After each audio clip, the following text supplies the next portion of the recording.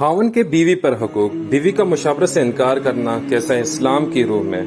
ارشاد باری تعالیٰ ہے کہ ایسی عورتیں جن کی بددماغی کا تم کو احتمال ہو ان کو زبانی نصیحت کرو اور ان کو ان کے بستر میں تنہا چھوڑ دو اور ان کو مارو، پھر اگر وہ تمہاری اطاعت کرنا شروع کر دیں تو ان پر بہانہ مت تلاش کرو مارنے کے لیے۔ سورۃ النساء 76۔ اللہ کے رسول صلی اللہ علیہ وسلم نے عورتوں کے ساتھ بہتر سلوک کرنے کی تاکید کی ہے۔ ارشاد نبوی پاک صلی اللہ علیہ وسلم ہے، عورتوں سے اچھا سلوک کرو۔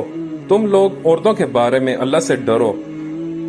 ایمان کے اعتبار سے کامل ترین وہ شخص ہے جس کے اخلاق سب سے اچھے ہوں، اور تم میں سے بہترین لوگ وہ لوگ ہیں جو اپنی بیویوں کے لیے بہتر ثابت ہوں۔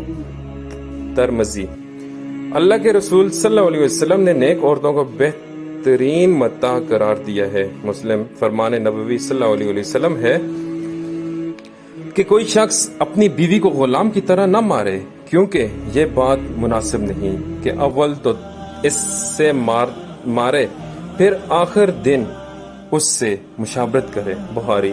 دوسری طرف نبی صلی اللہ علیہ وسلم نے عورتوں کو خاوند کی اجازت کے بغیر نفلی روزہ اور نماز سے منع فرمایا ہے، اور حکم دیا ہے کہ خاوند جب بھی بیوی کو بستر پر بلائے وہ انکار نہ کرے۔ حدیث میں ارشاد ہے، جب شوہر اپنی بیوی کو اپنے بستر پہ بلائے اور وہ نہ آئے تو ایسی بیوی پر فرشتے ساری رات صبح تک لعنت بھیجتے ہیں۔